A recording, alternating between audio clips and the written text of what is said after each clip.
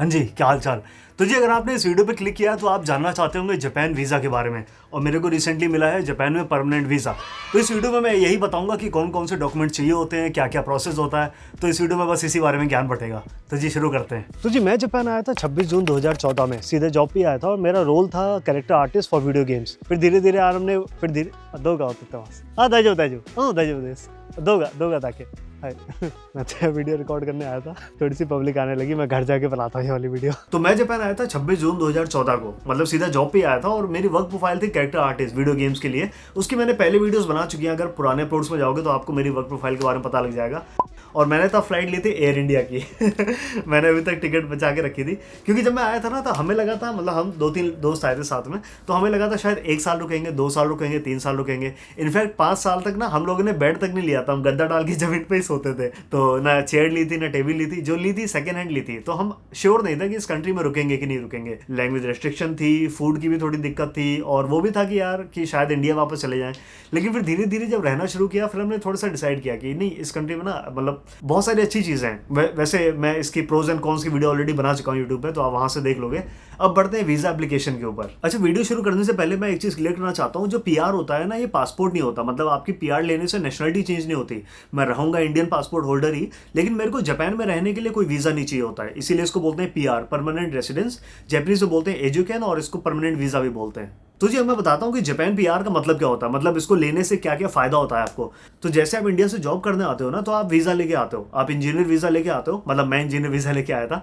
तो अगर आपके पास वो वाला वीज़ा है तो आप यहाँ पे आते हो, काम करते हो, और उसको रिन्यू कराना होता है जब तक भी आपका वीज़ा हो। यूजुअली 3 साल 5 साल का लगता है। मेरा 5 साल का 2 बार लगा, एक बार 3 साल का लगा था।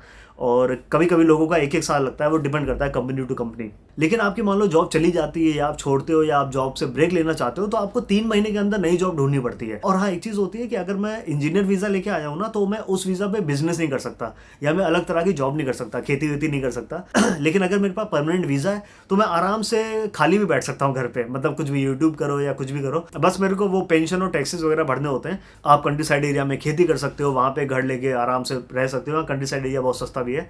तो ये सारे फायदे पीआर में हैं। और भी बताऊं क्या फायदे हैं। एक तो आपको करियर स्टेबिलिटी मिल जाती है, कि मान लो आपकी कल को जॉब चली जाए, आप यहाँ आराम से रह सकते हो। जैसे भी रिसेंटली कोविड आया था ना, तो कोविड के टाइम पे बहुत सारी कंपनीज ने अपने स्टाफ कट किए थे। उसके बाद बहुत सारे इंडियंस को वापस जाना पड़ा था, क्योंकि जॉब नहीं थी ना। लेकिन पीआर होल्डर्स का क्या होता है कि आप यहाँ पे अगर जॉब नहीं भी है तो आराम से आप रह सकते हो।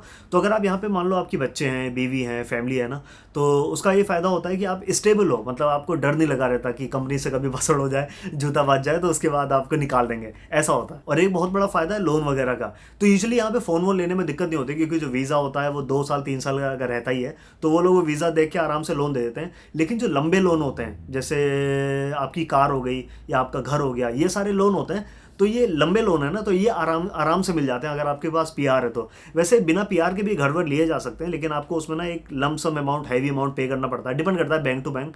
कभी 10% लेते हैं, कभी 40% लेते हैं, कभी 5% में बात हो जाती है। तो इन सब चीज़ों पर डिपेंड करता है लोन। लेकिन अगर आप पे वही पीआर है तो ऐसे कोई दिक्कत नहीं होती तुम्हारे पास घर वर लेने में। जापान में पीआर लेने के तरीके क्या हैं? तो जापान में पीआर लेने के 3 तरीके हैं।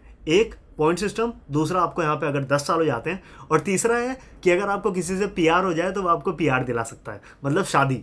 तो जो शादी वाला सीन होता है ना, इसमें क्या होता है, आप किसी जापानीज बंदे या बंदी से अगर आप शादी करते हो तो आपको आराम से पीआर मिल सकता है। लेकिन इसमें सीन क्या होता है, आपकी शादी को 3 साल होने चाहिए। आपकी शादी को जैसे ही 3 साल हो जाते हैं, फिर आप यहाँ पे एक पेपर भरो, आप उनको एक्सप्लेन करो कि यहाँ पे मेरी फैमिली है और मैंने यहाँ पे शादी करी है, मैं 3 साल जापान में रह चुका हूँ, मैं आगे अपनी फैमिली यहाँ पे बसाना चाहता हूँ। तो आपको इस बेसिस पे पीआर मिल जाता है। अच्छा, ये शादी वाले पीआर में ना बहुत लोग इसका मिसयूज भी करते हैं। क्या सीन है, अगर आप शादी के थ्रू पीआर लेते हो और आपकी शादी 3 साल बाद जैसे आप पीआर ले लेते हो, और उसके बाद अगर आपका तलाक भी हो जाता है या आप तलाक ले लेते हो, तो आपको वो पीआर कैंसिल नहीं होगा, बशर्ते आपने बीवी की मार कुटाई ना कर रखी हो।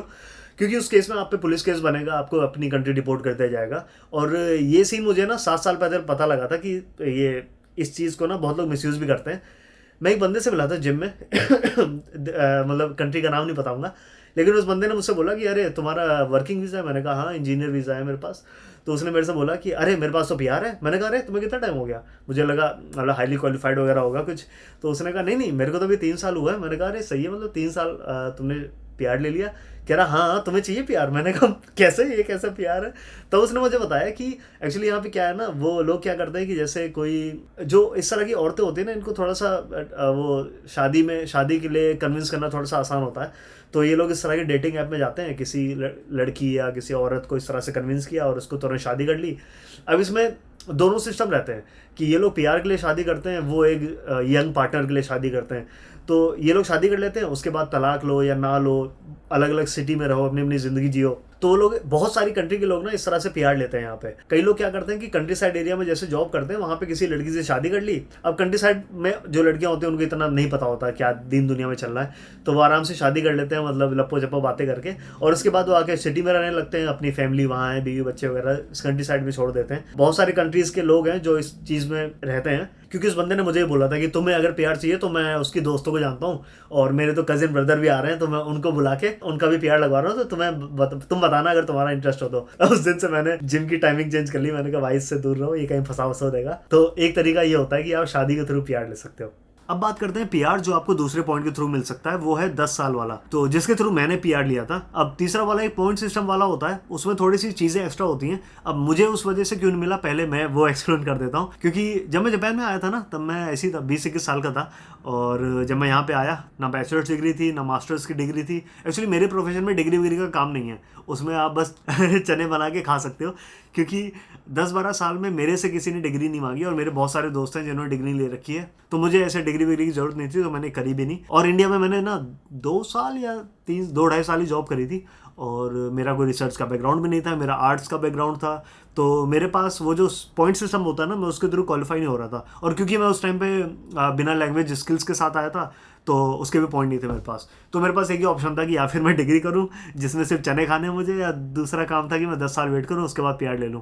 तो मैंने 10 साल वीज़ा के थ्रू पीआर ले लिया। अच्छा, जो 10 साल वाला वीज़ा है ना, इसमें ऐसा कुछ हार्ड एंड फास्ट रूल नहीं है कि आपको ये चीज़ें कवर करनी है। बस इसमें सिंपल से रूल है कि आपके पास कोई पुलिस केस नहीं होना चाहिए, आपके सारे टैक्सेस, आपके सारे पेंशन वगैरह पूरे हों, आपका बैंक अकाउंट वगैरह देना होता है, लेकिन उसमें फ़र्क नहीं पड़ता कितने पैसे बढ़े हों। पुलिस केस वाला क्या सीन होता है कि अगर आपने मान लो किस हाथापाई कर रखी हो और वो पुलिस के हत्थे चढ़ गई, या कॉमनी वॉमनी से सामान चुरा रखा हो, तो अगर वो चीज़ें आपकी पुलिस में दर्ज हो गई, तो वो सारी चीज़ें पीआर में वो लोग सारी चीज़ें कैरेक्टर वगैरह पूरा चेक करते हैं। इसमें ट्रैफिक वायलेशन नहीं होता है। एक्चुअली शायद जो पुराने रूल थे उसमें ट्रैफिक वायलेशन का कुछ होगा, क्योंकि मेरा एक बार चालान कट चुका है कार से चालान कट चुका है।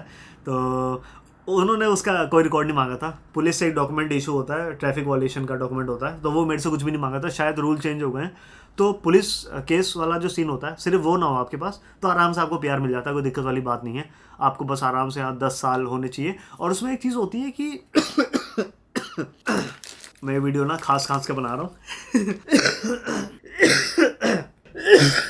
तो यहाँ पे ना ऐसे 9 हमें आती है, ये ले लो, इसमें शहद है, अदरक है। 3-4 दिन से ना मेरे गले की लग रखी है, टॉफी चूस के वीडियो बना रहा हूँ। अब बात करते हैं तीसरा पॉइंट जिससे आप पीआर ले सकते हो, वो है पॉइंट सिस्टम।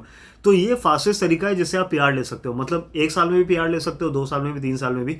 तो ये सिस्टम है। इसमें क्या होता है, आपको पॉइंट बनाने पड़ते हैं। तो अगर आपको 1 साल में वीज़ा लेना है तो आपके 80 पॉइंट होने चाहिए। अगर आपका 3 साल में वीज़ा लेना है तो आपके 70 पॉइंट होने चाहिए। तो ये पॉइंट मिलते कैसे हैं, अब मैं वो बताता हूँ। तो इसमें एक पॉइंट कैलकुलेटर है, वो मैं अपने डिस्क्रिप्शन में डाल देता हूँ, उससे आप देख लेना। लेकिन इस पॉइंट कैलकुलेटर में आपको अलग अलग हिसाब से पॉइंट मिलते हैं, एज के हिसाब से, प्रोफेशन के हिसाब से, क्वालिफिकेशन के हिसाब से, लैंग्वेज के हिसाब से, जो आपकी जेएलपीटी वगैरह होती हैं, तो इसके हिसाब से पॉइंट मिलते हैं। अच्छा, जो फॉर्म है वो मैंने डिस्क्रिप्शन में डाल दिया है, उसमें सिंपल पॉइंट है, उसमें क्लिक करना और आपको आराम से आपके सारे पॉइंट कैलकुलेट हो जाएंगे। एक बार आप भी ट्राई करके देखना कि देखते हैं किस किस के पॉइंट कितने क्लियर हो रहे हैं, क्या पता आपका जापानीज वीज़ा लग जाए। वैसे इसके लिए कुछ डॉक्यूमेंटेशन वगैरह भी चाहिए होती है, जैसे बैंक अकाउंट वगैरह। अब जो तीसरा वाला प्रोसेस है पॉइंट वाला, उसके थ्रू तो मुझे पता नहीं है, लेकिन मैं आपको एक चैनल बता रहा हूँ, चैनल का नाम है विकासदीप। तो अगर आप उनके चैनल पर जाओगे आपको बहुत सारी इन्फॉर्मेशन मिल जाएगी। इनफैक्ट जब मैंने अपना पीआर अप्लाई किया था ना, मैंने उनकी वीडियो देख के सारे डॉक्यूमेंट कलेक्ट किए थे। तो अगर आपको जैसे काम से रिलेटेड या वीज़ा से रिलेटेड या घर के रिलेटेड या टैक्स रिबेट कैसे ली जाती है, ये सारी चीज़ों की इन्फॉर्मेशन चाहिए हो ना, तो आप उनके चैनल पर जाना, आराम से आपको सारी इन्फॉर्मेशन मिल जाएगी। उनसे मैं इनफैक्ट 1 हफ्ते पहले ओसाका में मिला भी था। वो ओसाका आए थे और हमारी बात हुई, तो मैंने कहा चलो मिलते हैं आपस में। तो उनका चैनल जरूर चेक करना अगर आपको जापान आना है। तो उन्हीं की वीडियो डाल देता हूँ ना अच्छा, बहुत लोग मेरे से जॉब और वीज़ा और बहुत सारी इन्फॉर्मेशन पूछते हैं, तो जैसे मेरा एंटरटेनमेंट चैनल है व्लॉग का, लेकिन सर का चैनल है, तो अगर आप इनके चैनल पर जाओगे तो वो सारी इन्फॉर्मेशन मिल जाएंगी। आप अपने चैनल का नाम बता देना। Thank you Ajay. थोड़ा अजीब लग रहा है, हाँ, हाँ। थोड़ा फॉर्मल लग रहा है, बट हाँ मेरे चैनल का नाम मेरे नाम से ही है, विकासदीप सिंह। हाँ। और मेरी कोशिश है कि भी ज़्यादा से ज़्यादा इंडियंस को हम इंफॉर्मेशन दे सकें जो जापान में लाइक जॉब करना चाहते हैं, यहाँ पे सेटल होना चाहते हैं। So I make those kind of content, jobs post करता रहता हूँ, चाहे मेरी कंपनी में हो, चाहे और मेरे को कहीं से इन्फॉर्मेशन मिलती है, या फिर टैक्सेस, घर कैसे खरीदना, पीआर कैसे अप्लाई करनी है, ऐसा ऐसा मैं कंटेंट बनाता हूँ। सो या थैंक यू। तो आप लोग चेक कर सकते हो। बाकी इंस्टाग्राम पे भी स्टोरीज़ वगैरह पे मैंने देखा है शेयर करते रहते हैं कि कौन सी नई जॉब निकल रही है, लैंग्वेज कौन कौन सी चाहिए, इंजीनियर्स या कोई सेल्स, कोई भी बंदा हो, तो अगर उसको इस तरह से रिलेटेड इन्फॉर्मेशन चाहिए तो आप चैनल चेक कर सकते हैं, मैं डिस्क्रिप्शन में डाल दूँगा। Thank you. चलो, बाकी हम 1 घंटे से बात कर रहे हैं। अब निकलते हैं। अच्छा, वैसे पीआर मिलने के बाद मेरी कोई ज़िंदगी ऐसी बहुत ज़्यादा चेंज नहीं हो जाएगी। जॉब तो मैं तभी भी करूँगा, और ऐसा नहीं है कि मुझे जॉब पसंद नहीं है। आई लव आर्ट, और मेरी मतलब जो मुझे पसंद है मैं वही जॉब कर रहा हूँ। बाकी यूट्यूब फुल टाइम मैं कर नहीं पाऊँगा, क्योंकि जब तक आप सट्टा प्रमोट ना करो आपके चैनल में पैसे आते नहीं हैं। और जो भी मैं इधर उधर के प्रमोशन कर रहा हूँ वो बहुत रेयरली आते हैं, और तो इस वजह से यूट्यूब फुल टाइम करूँगा नहीं मैं कभी। और बस एक चीज़ को मेरे को फ़ायदा हो जाएगा कि जब मैं घर लूँगा ना, तो वो घर मैं आराम से ले सकता हूँ अब, क्योंकि मेरा इन फ्यूचर घर लेने का प्लान है। और घर यहाँ पे महंगा ही आता है, 4-5 करोड़ इनका आता है, तो उस घर की मैं जो 10% पेमेंट होती है वो तो मैं करने से रहा, क्योंकि वो एक वो भी होता है, फाइनेंशियल डिसीजन भी होते हैं कुछ। तो मैं ज़ीरो पैसे देके आप यहाँ पे घर ले सकते हो, तो मैं घर लूँगा यहाँ पे।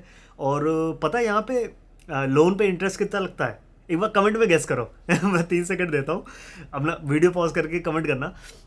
तो इंडिया में तो लगभग जैसे 8 से 10% है ना, शायद 10 से 12 के बीच में घूमता है।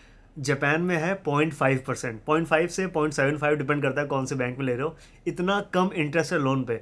और यहाँ पे लोग करते क्या है ना, मेरे दो दोस्तों ने घर लिया हुआ है, तो वो लोग करते क्या है, अभी जैसे मेरा रेंट है अभी 1,30,000, और तो यही ना किस्त बन जाती हैं।